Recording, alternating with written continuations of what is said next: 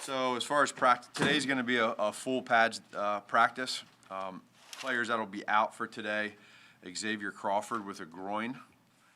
That was in practice yesterday, and then Tease Tabor with a hamstring in practice yesterday. So those would be the only changes of being out. We have our load management day today with Jimmy Graham, Akeem Hicks, and Khalil Mack for load management. Back in will be Iggy and Javon Wims will be back today. So, like I said, it'll be pads today, and then tomorrow we'll have pads as well. And tomorrow should be a good little practice for us too. So get going with that. So go ahead and fire away. Matt, you guys decided the quarterback rotation for Saturday? Yeah, so we're going to start Justin for that game, and I think it's going to be a good opportunity for him. And then, we'll be selective across the board for the other players as we go. But you're going to see a direction more of kind of like the old school fourth preseason game for that. Then just kind of new for all of us, but that's where we're at as a staff and where I'm at too. So Andy will not play? Will not play. And how much for Justin then? I'm thinking probably 2 quarters. Will that be with your starters? Some, but not all of them. Offensive line, Yeah, so we're I think probably big picture is we're thinking that's where the starters will come in at, will be that offensive line. When you talk about the quote unquote ones, and even with that, we got to be able to see where some of those guys are at the tackle position, just getting back into things. So we'll keep an eye on that. will his performance have no impact on week 1 starter at quarterback? Well, again, for us, it's all about him just getting better. So we just want to see him play hard and play well, and the variables are different, right? He's not out there with, just like Andy hasn't been out there with some of those one receivers. So all I want to see from him is just play a good game of football at the quarterback position, and again, keep the big picture in mind for all of us. But Andy's not playing because Andy's your week 1 starter. Correct. Yep. Matt, how much of your offense have you held back, not put on tape the first 2 weeks? I'm asking you specifics, and how much might that be limiting the quarterback play a little bit? Yeah, so there's maybe some, without getting into that, but I think that's probably every team right now in the NFL. So that's part. When I say the variables, that's part of the variables in all 3 phases. I mean, I think special teams hub is probably more about substitutions and the players that you have and don't have, and then offense and defense. You see it throughout the league that right now there's a lot of very vanilla schemes going on across the league. So yeah. Right, but with what you're holding back, could that be messing with the rhythm a little bit too that you're looking for? Probably a little bit.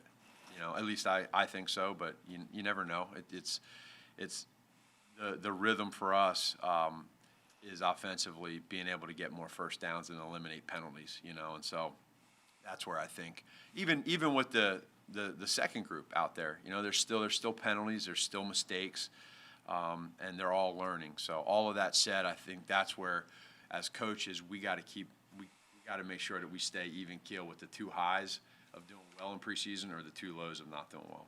And do you know if Fields will be going against the Titans ones? I don't know that. I mean, does that matter to you? I don't know. No, it's whatever they decide to do. Again, I don't know if there's a recipe for coaches around the NFL right now and what they're doing. I think they're all different. I have not talked to Coach Rabes yet about that, so we're not really focusing on that because that's their own deal. We're going to focus on us, and that's the way we're going to attack it. Matt, did some of the injuries you guys have had this summer alter at all what you maybe thought this final preseason game would look like? Probably a little bit. Where I would say it did it is more so of the first and or second preseason game, and it probably affected some of that with making sure that fine line that you don't re-injure somebody, especially the soft tissue stuff. That's the stuff that scares me, and I know it scares a lot of people. As you get that soft tissue, then you're talking 2, 3, 4 weeks, and that's where there's a balance. So we got to be, even with the guys that are playing this week, we got to make sure that we're smart with how much they play and keep an eye on them. Matt, with Justin Fields starting on Saturday, will you start to use him more today and tomorrow with more of the ones? I know you've done some of it, but will you do more of it in the next couple? A little bit with more player specific, but again, we're still dealing with some numbers right now too. Even today, with where we're at volume wise of what we can do. that's probably been the biggest juggling act for us as a staff is when you get to this part of camp, we got some guys, it's normal, but we got some guys that are out for different reasons, and it limits you on what all you can do. So the volume, even today you'll notice the volume of how much we do isn't there as much as it might have been 2 weeks ago.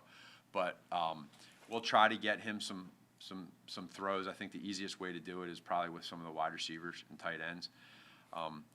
But other than that, we're just going to go ahead, and I think it's very important too. The other way to look at it is in practice when you're watching, is to keep an eye on like the starters on offense, and because there hasn't been a lot of that either in preseason. Keeping an eye on how that goes with Andy, with the starters and the timing with those wide receivers. With the A-Rob, the Mooney, and Goodwin.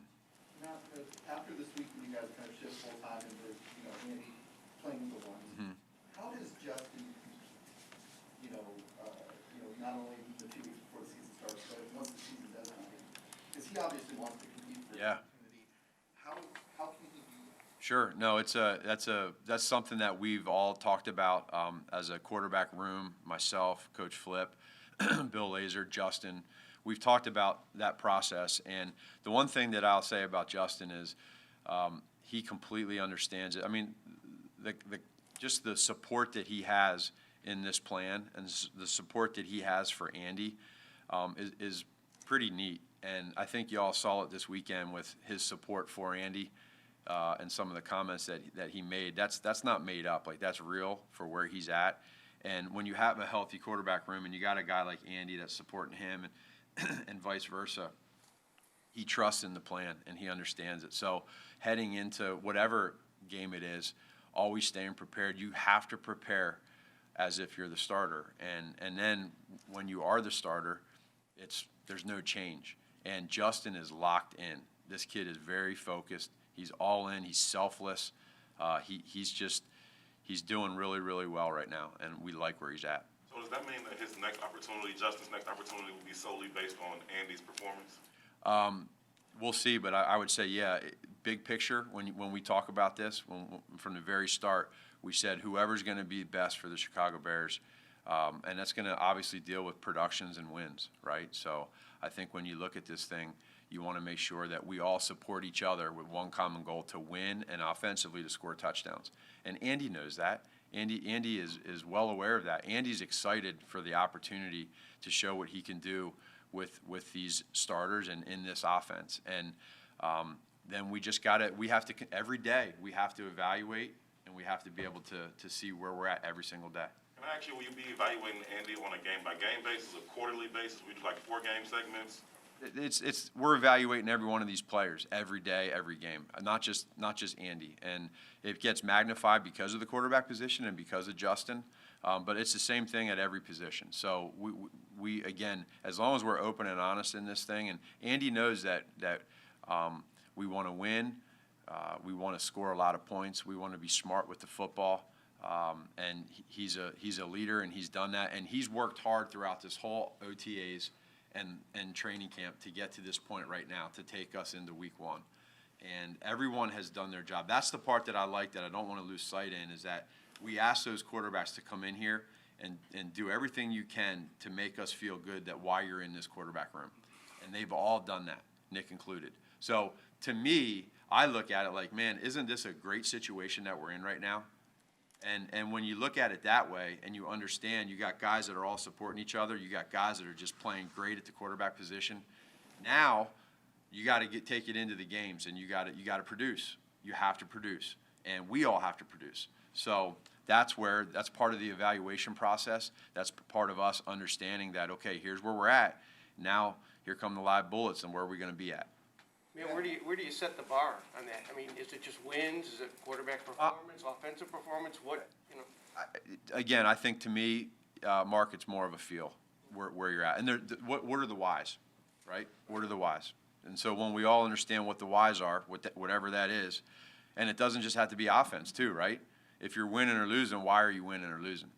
And once you get into that, that's our job, that's my job as a head coach, to be a decision maker. a lot of times in these things, like with the Glennon thing here before you got here, it was he failed, the offense failed, and that set the stage for Mitch. But it's possible, is it possible that Andy could actually be playing fairly well, but you just feel better about Fields and make a switch, or? Again, it all comes down to the whys.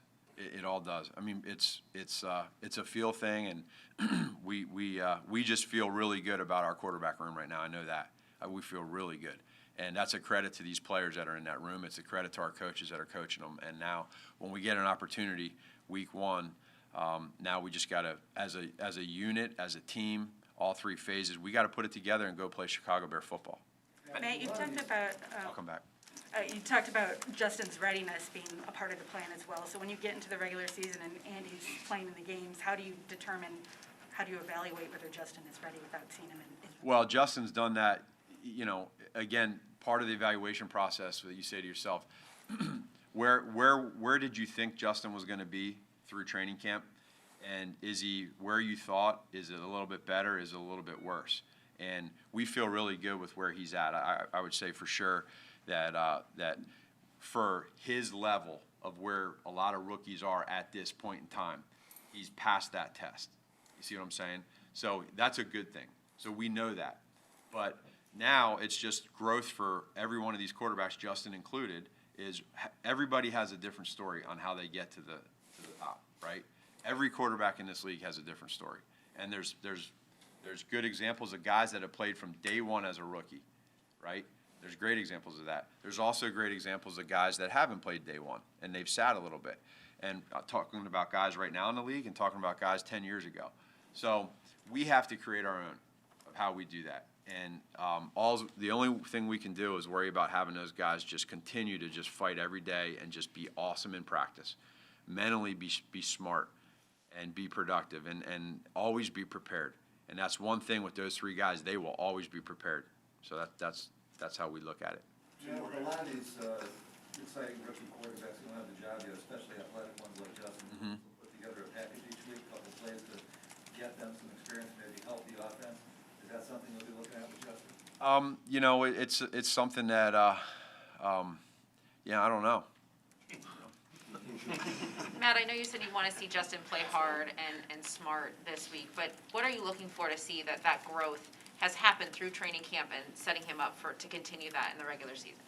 Yeah, just the way he prepares, I think, when we're at practice, the way that he asks questions when we're watching tape, the way that he asks questions in front of the players in a meeting, right?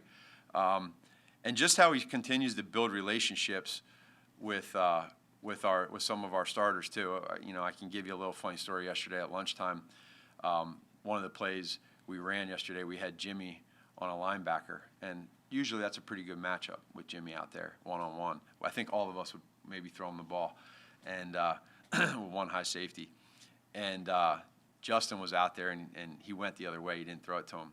So in the middle of practice, Jimmy came over to me, and he's like, he told me, he said, hey man, when I'm over there, you give me that ball, you throw me the ball. And so when we were in meetings yesterday, we were telling the quarterbacks, hey, listen now, guys, you got a guy at tight end now that he wants that ball. When you got a number 57 on him, he wants that ball.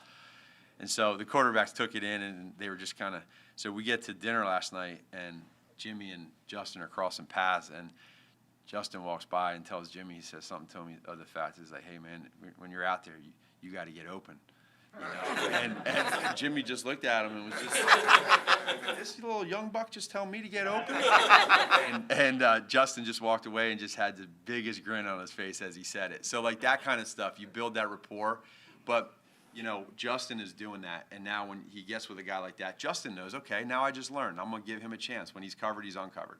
And so, like, those are the little stepping stones that you build rapport with those guys. And it's like that with Andy, too, and Nick. So, I mean, that's kind of where we're growing. All right. Thank you.